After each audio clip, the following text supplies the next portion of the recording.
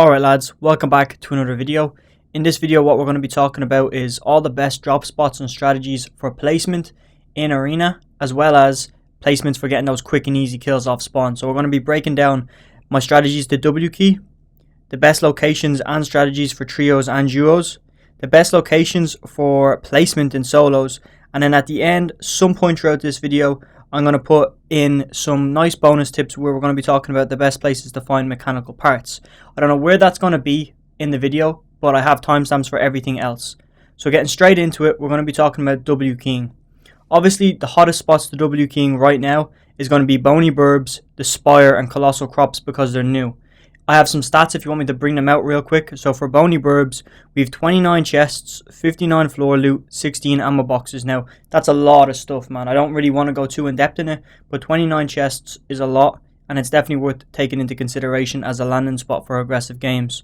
Obviously, it's a tight, compact spot, but you do have the slurp truck up the ways near the bridge, so that will help you boys out if you need to bail out of there. I will link a video up the top right now where I've done a full breakdown on that location. It's about 15-20 minutes long. It's real in depth if you want to talk about W keying. But if not, we're going straight back into the next location. We're going to be talking about the Spire. This has 15 chests, 38 floor loot, 12 ammo boxes, which isn't too good, but obviously it does have that mythic primal shoddy. This is an all-around decent spot. Obviously, if you get your hands on that mythic primal shotgun straight away, you are away and you are cleaning that whole place up. But see, it's balanced out, and Epic have done it in a way that there's only 12 ammo boxes. That's because the mythic shotgun and obviously all the other shotguns, they don't want you getting too many shotgun shells. So they've limited the amount of ammo boxes there to a very low amount. But not as low as Colossal Crops, which is what we're going to get into right now. This has 23 chests, 71 floor loot, 11 ammo boxes, and obviously has a vendor there as well. I'm pretty sure Bony Burbs does have a vendor in the middle of the POI. But they're all the best places to W key, man. I will be doing breakdown videos, so it's definitely worth hitting that sub button for all the breakdown videos like I have done with Bony Burbs. They go real in depth. Anyone on the channel will tell you. And moving on, we're going to be talking about the best locations and strategies for duos and trios. Obviously, solos will be at the end because I'm pretty sure most people just want to know about trios right now. But don't worry, I kept a bit in the video just for my solo people out there. And got to help everybody. Starting off, the best locations I can give you, like obviously for trios they're going to have to be named locations because there's not enough loot in an unnamed location for a trio. Duos, you can work it both ways. You can find some locations that are unnamed, like a split, and I'll talk a bit more about them in a minute. But for trios right now is what we're focusing on. My recommendations is going to be Stealthy Stronghold, Dirty Docks, and Holly Hedges. I will have more about Holly Hedges later, but as far as Stealthy and Dirty, they are all three of those locations I just named are all on the outer skirts of the map, which means you have free rotates to get in. To make it a clear statement, the best places to land for placement is going to be around the edge of the map. Don't go to the POI, so your bus comes in, okay? Don't go to the POI the furthest away from the bus, because, yeah, there's going to be less people there, but everybody's thinking that.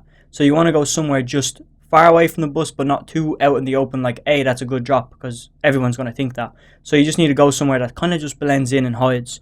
So that's my I guess strategy around that. But Stealthy Stronghold, overpowered spot because you get a shit ton of wood and brick, all the fish, and you have the new woman up there, which is Lara Croft. She's taken over up there. I'm not sure if Predator is still running around, but Lara Croft's up there.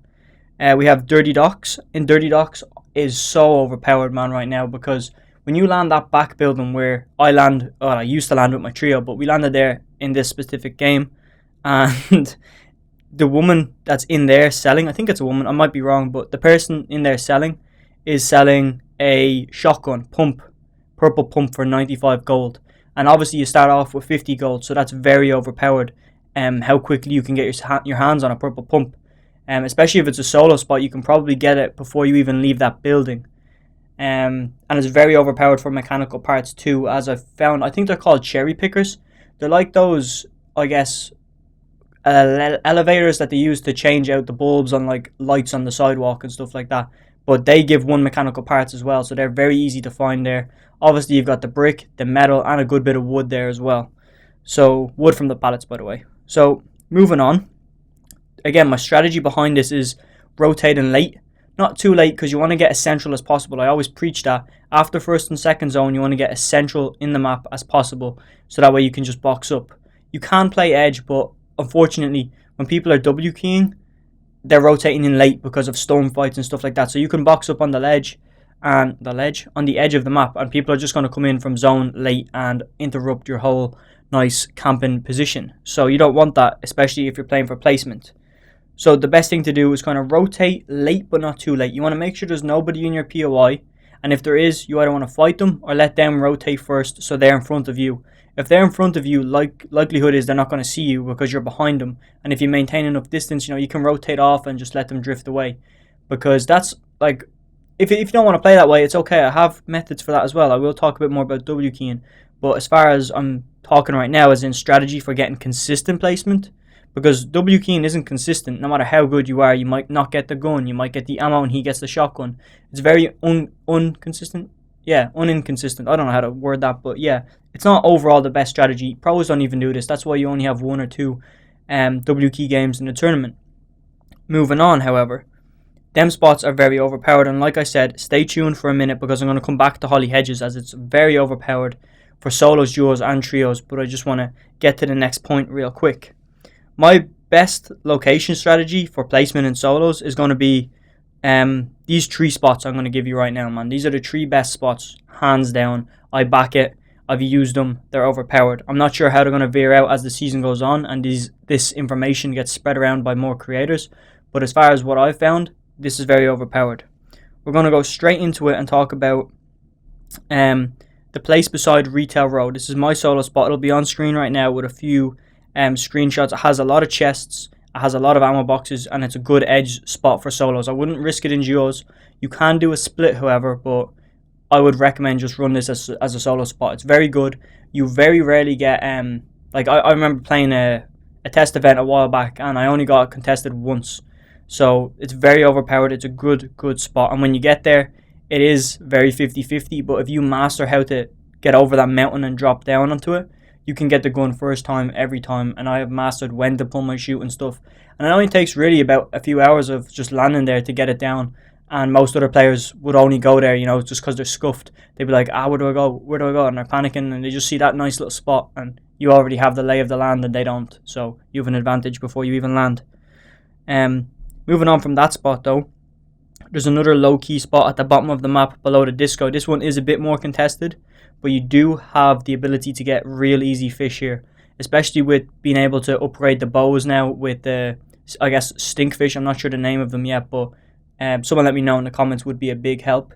The stinkfish will really help you out because you can craft a bow, make a stink bow, and it is very overpowered, I'm pretty sure. I think that is how you craft the stink bow. Correct me if I'm wrong, but the ink sacs as well, I think you can use. I'm not too sure on that, boys. It's either the ink sacs or the stinkfish. I don't know what to call them, man. Moving on. That spot is very overpowered because you can rotate from the bottom of the map up, which usually tends to be very overpowered if you rotate late. Rotating early from there, you will get caught up in other people that are rotating early. So it's best to rotate late and stay behind everybody and have eyes on everything. It kind of gives you a bird's eye view effect when you're behind everybody. You can see everything play out.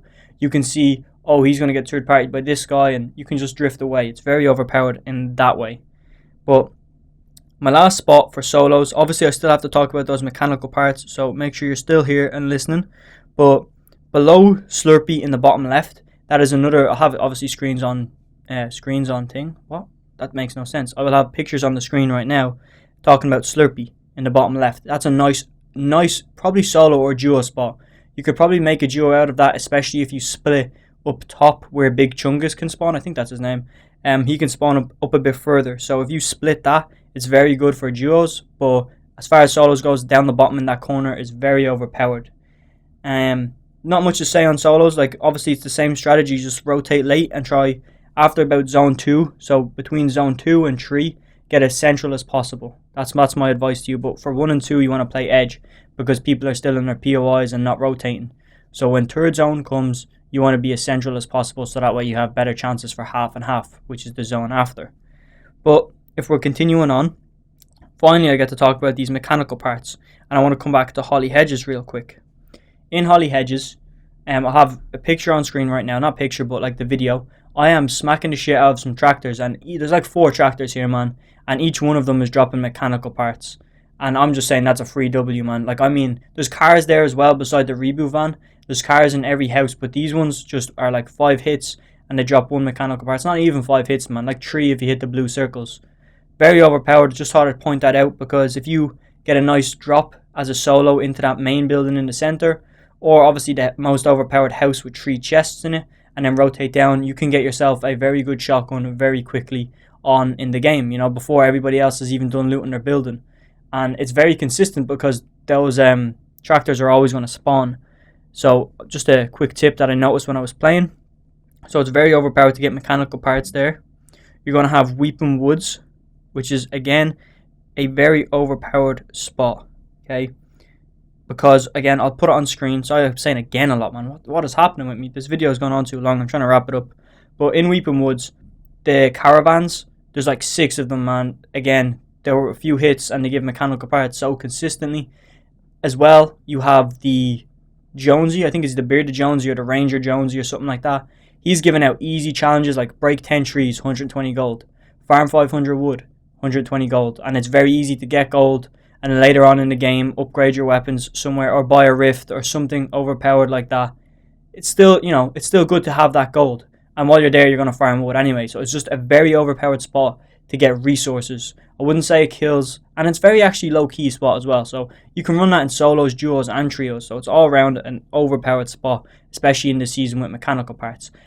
And on top of that, I'm pretty sure wolves do spawn just before the bridge, if you know what that is. The bridge that goes across towards where the big, huge tower hut-looking thing used to go. It's confusing, but they're over there somewhere.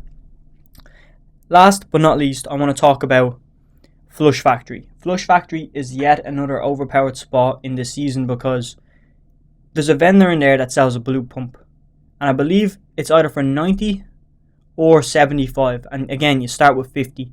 It's a blue pump. It'll be on screen right now, me buying it and stuff like that. But again, it's just so overpowered, man. Imagine you rocking as a solo or a duo. That's the only 2 ways you can pull that spot off.